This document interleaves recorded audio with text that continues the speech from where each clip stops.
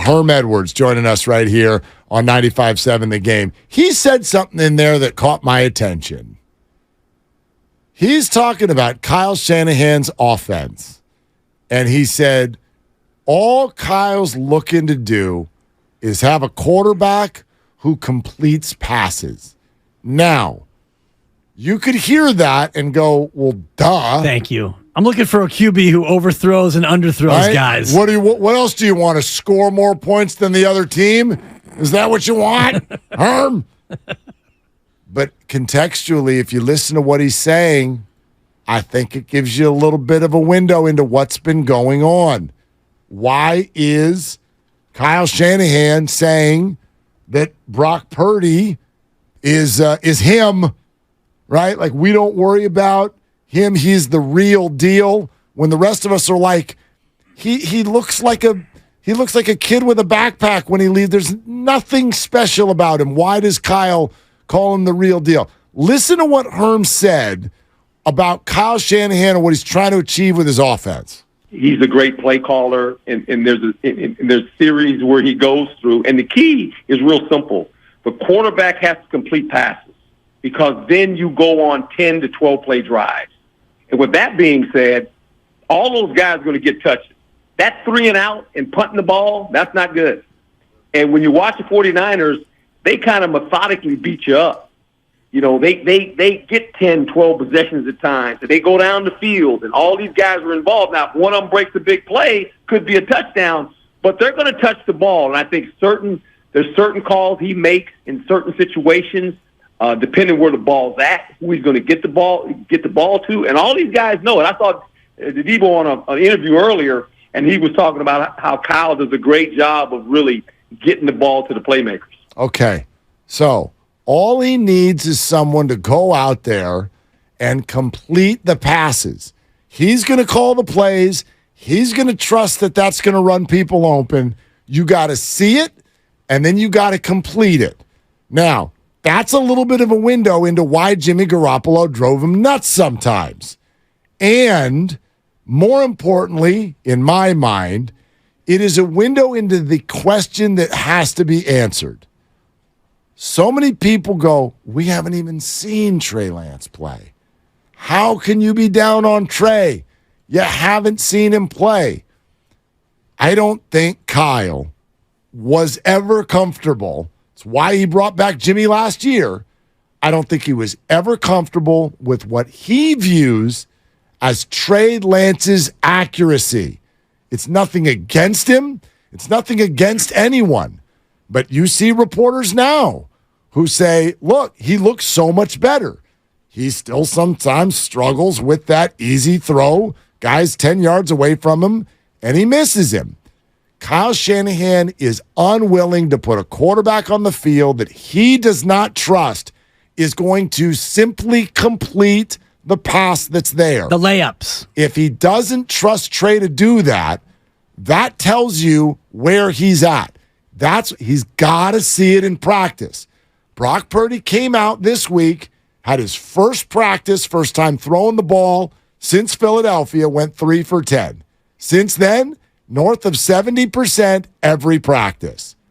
Complete the pass. It's not a question of having a big arm or making all the throws. It's exactly what Coach Edwards just said and the way you described it, which is make the passes that are called on the play sheet, and the majority of those are not big-time throws down the field. You might get a couple of those shots in a game, but you've got to be accurate.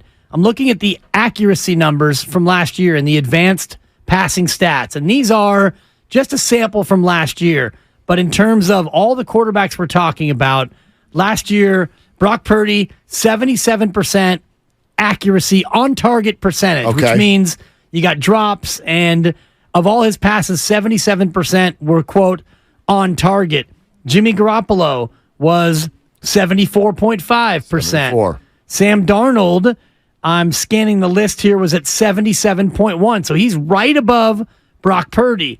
And in a small sample, Trey Lance was at 63.3%. There you go. And again, this is not fair to Trey Lance. No, it's not. He only threw 31 passes, but of the 31, only 63% were on target. And that puts you down with Kyle Trask and a guy named Bryce Perkins, who apparently was a Ram. I had forgotten. Yeah. Trace McSorley, PJ Walker. These are all guys who also had small samples who are not starters. Small sample size, but as I would continue to argue, my guess, I don't know this, but my guess is Kyle doesn't believe that he's seeing a small sample. Because he's been watching the same thing, I would think, in practice for a few years now. He's seeing him miss too many throws. There's your on-target percentage. It's not an acceptable one. It has nothing to do with anybody holding anything against anybody. Kyle Shanahan, just like so many coaches, this is about the bottom line. It's about the numbers. It's about execution. It's about doing it exactly the way he needs someone to do it. And whether it's a small sample size or not, I think that Trey Lance has struggled with accuracy, and I literally think that that's Kyle Shanahan's number one deal. Of course. Now, it leads to a different question. And this question broke out before our show in our little living room here as we were watching the Giants game earlier. I'm back, and I've got questions. Yeah. So, okay, why did he draft him in the first place? Let's go back and look at what could have happened. We know all of the rumors. Yeah. There are certain things that I have the hardest time with. Okay, he wanted Mac Jones and got talked out of it. You hear that all the time, right? Yeah, it's mythology, I believe. Well, at least partially for me. I have no idea who he wanted. But based on what I have been told the power structure is within the 49ers, it's not that I have a hard time believing that Kyle would listen to someone else, but you hear people go, Kyle did not like Trey, but then he got talked into it. I don't think there's any way that's true. There's no way Kyle gets talked into someone he didn't like. Especially when you're the quarterback guru and you got the laminated play sheet and you're the one who brought in John Lynch. I can't see him hiring John Lynch and John saying, check the org chart, Shanny. I run this show. Right. I run this ship with a P. Yeah. I mean, Uncle Looney on YouTube just asked this question also. I think this is, we should bat this around for a second. Can I just give you a little bit of numbers while we bat this around? Yeah, go right ahead. Mac Jones, his senior year at, I believe it's Alabama. Yes, that's correct. Or Alabama. He had a passing completion percentage of 77.4. He was that's not an accuracy percentage. That's a completion. That's completion. Yeah. He was 311 for 402, 4,500 yards, 41 tuds, 4 interceptions. Now, playing with a better player at every position than your opponent. As a sophomore, he completed 68.8. As a freshman, he barely played. He goes 68.8, 77.4. This is a quarterback at the highest level who was accurate. Now to Trey Lance, 1 year at FCS. His junior year, he played one game. I'm not going to count it because then it was COVID and it was a wrap. Sure. But 2019 as a sophomore, 66.9%. Good. Yeah. Good accuracy. That's really good. 2,786 yards, 28 touchdowns, and zero interceptions. And oh, by the way, he tacked on 1,100 yards on the ground and 14 more touchdowns. Elite. Yeah. Elite. At that level. Sure. So I think when he looks at Trey Lance, he didn't look at a guy who was wildly inaccurate. He looked at a quarterback who completed damn near 67% of his passes, 2 of 3, and he thought, with that arm, that athleticism, I can get that to translate to the NFL. I think you're spot on. I mean, statistically, I forgot how good Mac Jones was. I didn't realize he was that accurate. Well, and again, 77%. But those numbers have been Alabama-fied. They have. Okay, I'm going to give you 4 for that. Who were his receivers? I think he had a guy named Julio Jones. Was Jones still there? No. Jones is way older. Was it Judy? Was it Jerry Judy? And Devontae Smith. Thank you. And then probably Julio about Jones 4 was more 30 guys. at that time. He's a 9th-year junior. When Mac was born, Jones was already a rookie in the NFL. Jalen Waddle, too, by the way. Who? Jalen Waddle. Oh, for crying out loud. Do you see what I mean? Yeah. So, methinks they were open. QB rating of 203.1. I didn't know that existed. That doesn't exist. In college, I guess they have no max. Okay, so the stats in college for both guys, for different reasons, are totally out of whack. Like Trey Lance is doing it at a lower level. Mac Jones is doing it where he's got all the good players as teammates and just absolutely pummeling people. All right, fine. So there's that. Do I think it's possible that Kyle had eyes for Mac and that maybe was what was in the back of his mind when they made the pick? Sure, I guess I can buy that. I don't know. I guess I can buy that. I think we all would have gone nuts if they had drafted Mac Jones 3 overall.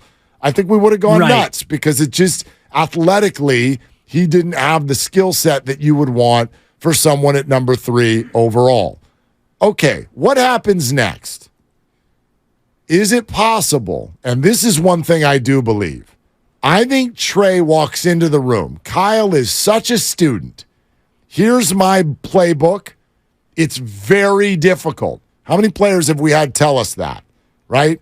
It takes a while to get a grasp on what is potentially the most difficult playbook in the NFL. To even get a snap off, you've got to shift this guy, you got to short motion him, you got to long motion this guy, then maybe you get to run the play. I think Trey walked in at the combine or wherever the hell they met and aced the hell out of that test.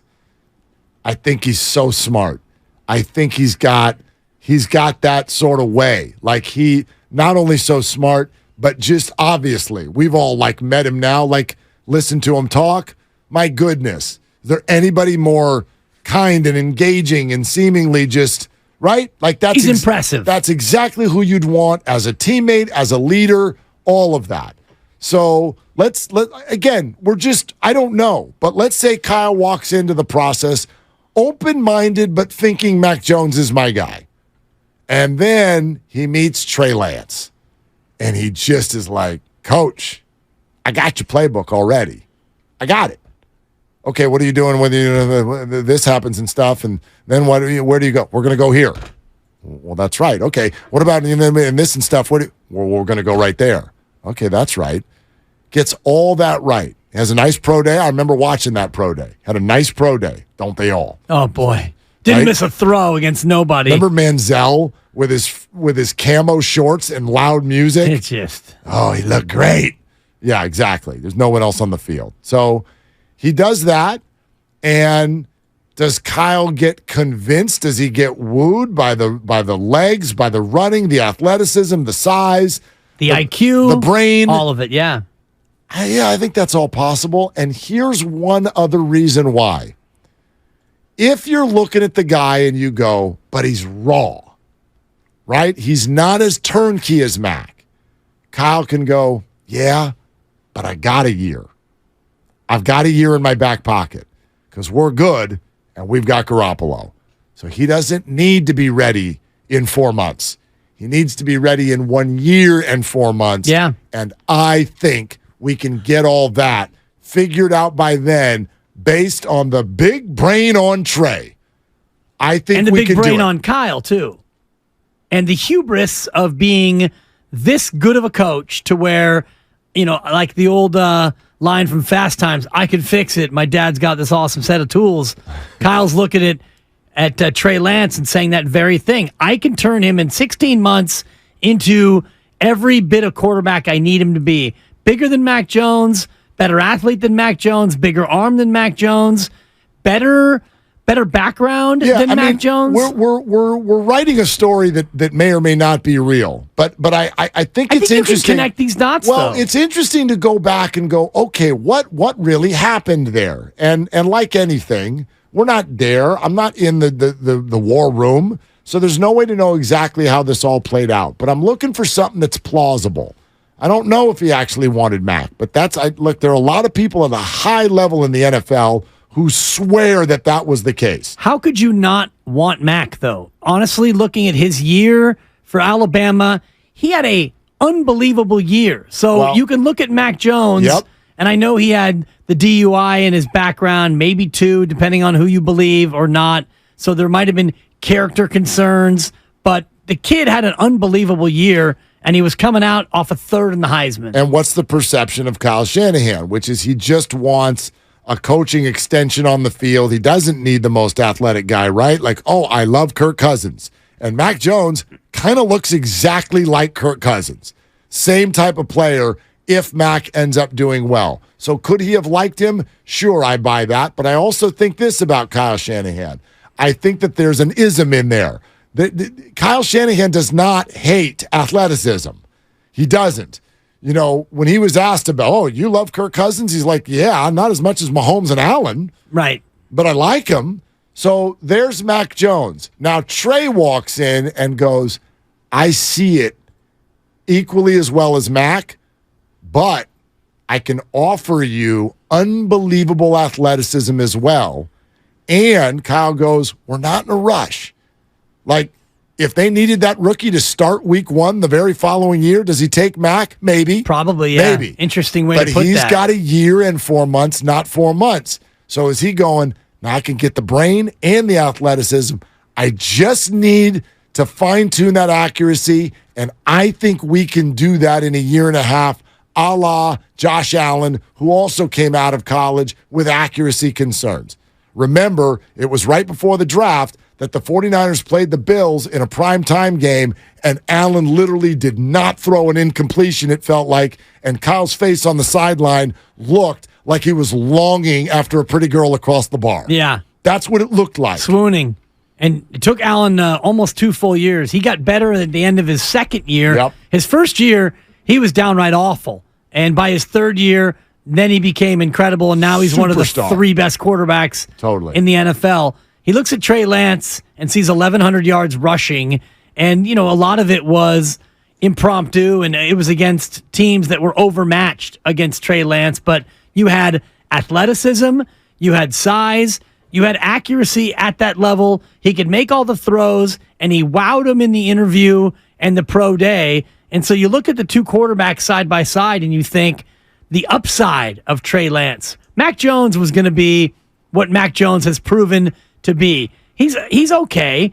And if you look at his numbers in terms of percentage of on-target throws, he was at 75% last year, which was right alongside Jimmy Garoppolo at 74.5. Yep. So Mac Jones, I think, comps to Jimmy Garoppolo in many ways in terms of his ceiling, but Trey Lance's ceiling is more Josh Allen and maybe even Patrick Mahomes you could look at. I think also, let's compare while you're comparing Mac Jones and Jimmy Garoppolo. Mac Jones has now been in the league for 2 years, and he's already bucking Bill Belichick. That's not good. No, it's not good. And I don't know that Jimmy Garoppolo ever did this publicly, but we're starting to gather a little bit of evidence on the puzzle pieces, aren't we? Here's Garoppolo, about a week ago with the Raiders, and just paraphrasing, but he's like, this is amazing to do it with McDaniels, where I can, have some choices, and it's kind of fun out here. I really like it that way. I haven't gotten to do it that way before. Okay, so we can gather all that. Maybe Garoppolo is bucking behind the system a little bit, or not making the on-field decision that Kyle wants. So now he sees Garoppolo in Mac Jones, but over here, the exciting door number 2, big athleticism. A guy who's absolutely going to do exactly what I want him to do out there on the field. He had all the right answers. He's got the right approach. He's clearly just a great dude. But not turnkey, not quite accurate yet. All right, Kyle, do you think you can get him there in a year and a half? Yeah, guys. I can fix it. I do and stuff. All right, year and a half goes by, and it's time. Trey, this is your team. They get to training camp, and it's like, guys, I still don't like what I'm seeing in terms of this accuracy. It's not where I want it to be. Okay. How about if we bring Jimmy back? Just in case. As a hedge. Just in case. Well, your other choices were Nate Sudfeld and Mr. Irrelevant. Right. So, and we're going to let them duke it out for QB3 because, and Steiny made an interesting point on this earlier in the week, I think. You weren't going to go into that first week without an experienced quarterback. Trey Lance, as your starter, had only played in a couple of games. Nate Sudfeld had only played in a small handful. Brock Purdy had never played a game in the pros in his life. So if you're a ready-made team, a playoff dreaming Super Bowl team, you had to have a guy as an insurance policy, even if Trey Lance potentially got hurt, which he did. You could not go into the year as a Super Bowl hungry team with three guys who had virtually no experience. Well, and in sports, this is a thing. There are certain guys, I know you've all heard these stories before. There are certain guys who just find a different level when the lights come on. And so maybe Kyle is also like, yeah, we're not like, let's keep Jimmy. We're not giving him the job back. This is Trey's team. It's Trey's time. We can do this. Two things. A, maybe a little learning on the job. Let's get him in there for live reps. And I think with the team around him, we can still be pretty good. And then maybe by the end of the year, he's really ready to rock. Or maybe he's just one of these guys that when the lights come on, he's just a better player. You've all heard about the people who kind of look crappy in practice, but then bang, when it's game time, good things start happening. All right, so we're not taking the job from Trey, but we've got Jimmy sitting here in case. And the question that none of us will ever know is what would have happened if Trey didn't get hurt. That's what I was throwing out earlier. That's fascinating to me. Yeah. And we'll never know. We'll never know. We'll never know. And it really depends on two things: Trey Lance's ability to get better on the fly and their ability to win games. Because what we do know is Trey Lance got hurt, and they went from being 1-1 to being 3-4. So it's not like Jimmy G came in and won a bunch of games. They were a little bit up and down in the early days of Jimmy Garoppolo 4.0. Or 5.0? 17.0. I can't even remember how many .0 it is. Well, but you know what? While we're sitting here doing the we'll never know what would have happened if, I mean, here's another question, and I have never heard this one asked. What if Brock Purdy wasn't any good? What would the Niners have done at quarterback this year if Brock Purdy weren't any good? What if he had come out and the season had ended like we all thought when Jimmy got carried off, and we thought it was over, and Purdy in his 6 games or whatever he started down the stretch, the Niners went 2-4 and either barely limped into a wild card or missed the playoffs entirely or he was not an option. What would the Niners have done this offseason? What would they have done? Jimmy. Oh, God. Well, but that's kind of what I'm getting at. So you wonder why the 49ers, you look at their behavior from that point. And what did they do? Because Trey Lance had started the season, and people are like, he's only had 5 quarters. The proof to me that there was discomfort, even at the beginning of the year, in going with Trey, is that the season all plays out, and then as soon as it ends, the 49ers are willing to push all their chips into the middle of the table on a guy who did not have an arm at that point. And they were still willing to be like, that's our starter. He's going to be okay, and that's our starter. But on the first day of free agency, we're also going to grab Sam Darnold because we've always been interested in him, and we're probably going to indicate to him that we think he's going to be the backup. That all speaks to me, Kyle getting to a point a year and a half to 2 years into the Trey Lance experience and realizing the accuracy that I thought was going to develop didn't. Or hasn't yet fast enough. And again, this I think is all colored by the idea that they are a championship caliber team. And I think about the James Wiseman comp, and I don't want to always lean on it, but if the Warriors were, the Minnesota Timberwolves, or if they were the Houston Rockets, you could let James Wiseman play his way into eventually showing you exactly the player he is. But when you are a championship team, you win a title not because he's hurt, but when Wiseman is hurt, and then you come back the next year and you're trying to repeat, and James Wiseman just hasn't gotten to where you want him to be, you realize you've got to make a move then and there. And it's the same thing with the 49ers. Trey Lance might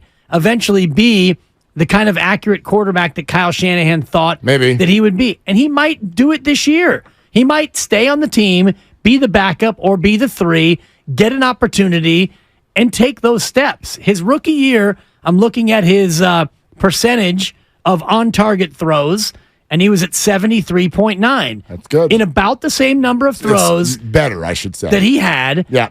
in his second year. And he's right alongside Geno Smith, who was 73.9 in about as many throws that year as Trey Lance had. So Geno Smith has been in the league longer. He took a significant step up from 2021 to 2022. Totally. Trey Lance could, at some point, maybe it's this year, he could take that step. Like Geno Smith, I think, is a good example. And we've talked about this a lot. He was not good for many, many years. And then last year, he was almost the MVP. They wrote me off, but I didn't write back. Exactly. Trey could have one of those quotes someday. By the way, there's one more piece of evidence that we left out of this whole story. We've covered a lot here. Yeah, but we did not mention, and this is sourced reporting, not by me, but this is sourced reports, that the 49ers took trade calls on Trey Lance earlier this year. They didn't like what was being offered because it would have been embarrassing to accept a fifth-rounder for Trey Lance, but they took those calls, which furthers the idea of what I believe this whole thing is about.